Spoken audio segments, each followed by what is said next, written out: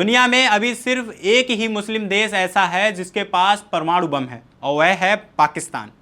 लेकिन अब एक ऐसी डील सामने आई है जिसने पूरी दुनिया की निगाहें मिडिल ईस्ट की तरफ मोड़ दी हैं।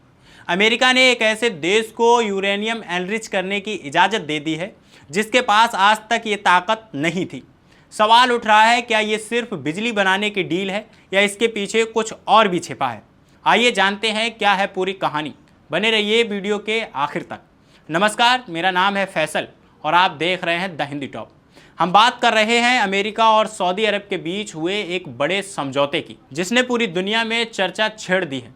अमेरिकी राष्ट्रपति डोनाल्ड ट्रंप ने सऊदी अरब के साथ एक ऐसी डील को मंजूरी दी है जिसके तहत सऊदी अरब को अपने सिविलियन न्यूक्लियर प्रोग्राम के लिए यूरेनियम एनरिचमेंट यानी यूरेनियम संवर्धन की क्षमता मिल सकती है।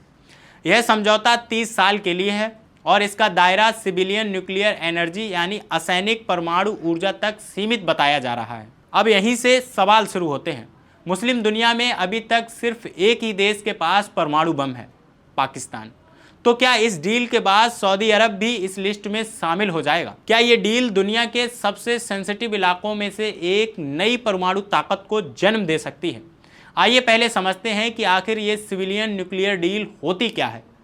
ये डील दो देशों के बीच एक ऐसा ढांचा होता है जिसके तहत वो शांतिपूर्ण तरीके से परमाणु ऊर्जा पर साथ में काम कर सकते हैं। इसमें आमतौर पर परमाणु ऊर्जा संयंत्रों का निर्माण, ईंधन की सप्लाई, रिएक्टर टेक्नोलॉजी का ट्रांसफ़र, सुरक्षा मानकों का पालन, वैज्ञानिकों की ट्रेनिंग और रेडियोधर्मी कचरे का सही प्रबंधन शामिल होता है।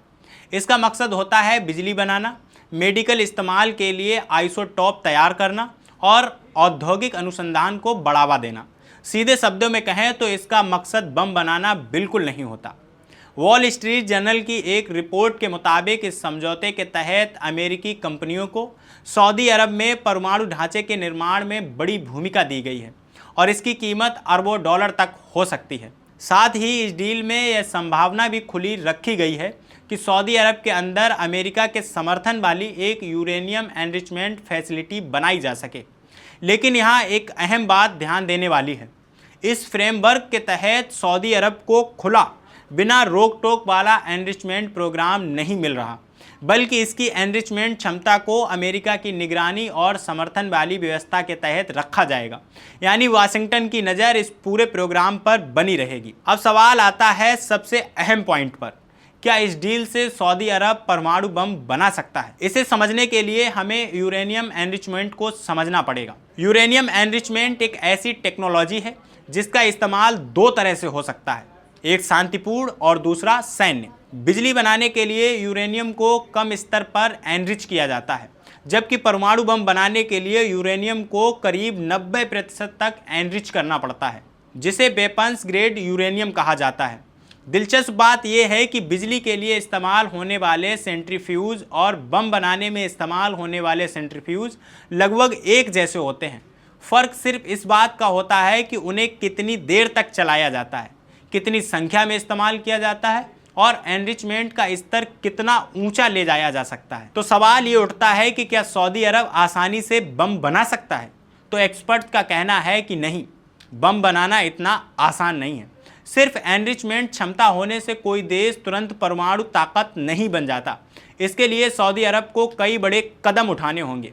पहला, उसे अंतर्राष्ट्रीय सुरक्षा मानकों यानी सेफगार्ड से बाहर निकलना होगा। दूसरा, यूरेनियम को वेपन्स ग्रेड स्तर तक एनरिच करना होगा। तीसरा, हथियार का डिजाइन तैयार करना होगा। और चौथा, उस हथियार को दागने के लिए डिलीवरी सिस्टम भी विकसित करना होगा। ये सारे कदम इतने बड़े और साफ नज़र आने वाले होंगे क्योंकि इन्हें दुनिया से छिपाना नामुमकिन जैसा है, और अगर ऐसा हुआ तो इसके गंभीर अंतर्राष्ट्रीय नतीजे झेलने होंगे। यानी एनरिचमेंट क्षमता मिलना बिल्कुल अलग बात है और बम बनाना बिल्कुल अलग बात है। फिर भी इस डील का टाइमिंग बहुत कुछ कहता है। ये समझौता उस वक्त सामने आया जब अमेरिका और ईरान के बीच लगातार तनाव बना हुआ है। जानकार मानते हैं कि यह अमेरिका की परमाणु सहयोग नीति में एक बहुत बड़ा बदलाव माना जा रहा है और इसी वजह से मिडिल ईस्ट की भू राजनीति पर इसके गहरे असर की चर्चा हो रही है। तो सऊदी अरब आखिर ये डील क्यों कर रहा है?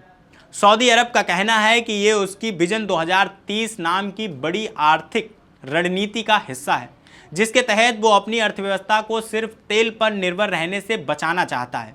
देश में शहरीकरण बढ़ रहा है, इंडस्ट्री का विस्तार हो रहा है और पानी की कमी की वजह से डिसेलिनेशन यानी समुद्री पानी को पीने योग्य बनाने के प्रोजेक्ट भी बढ़ रहे हैं और इन सब के लिए भारी मात्रा में बिजली चाहिए। अगर न्यूक्लियर रिएक्टर से बिजली बनेगी तो घर में इस्तेमाल होने वाला कच्चा तेल बचेगा और वह तेल सऊदी अरब बाहर के देशों में बेच पाएगा और ज़्यादा कमाई कर पाएगा। तो कुल मिलाकर बात यह है कि ये डील देखने में एक आर्थिक और ऊर्जा समझौता है, लेकिन इसका असर सिर्फ बिजली उत्पादन तक सीमित नहीं रहने वाला। मिडिल ईस्ट जैसे संवेदनशील इलाके में यूरेनियम एनरिचमेंट की एंट्री होना अपने आप में एक बहुत बड़ी भू राजनीतिक घटना है, जिस पर आने वाले सालों में दुनिया की नज़र बनी रहेगी। सवाल यही है कि क्या यह सिर्फ एक ऊर्जा की ज़रूरत है या मिडिल ईस्ट में परमाणु ताकतों का एक नया दौर शुरू होने वाला है। आपकी इस सब पर क्या राय है हमें कमेंट बॉक्स में ज़रूर बताइए। और अभी तक आपने हमारे चैनल द हिंदी टॉप को सब्सक्राइब नहीं किया तो सब्सक्राइब कीजिए और हमें social media platform Facebook, Instagram और एक्स पर फॉलो करना मत भूलिए।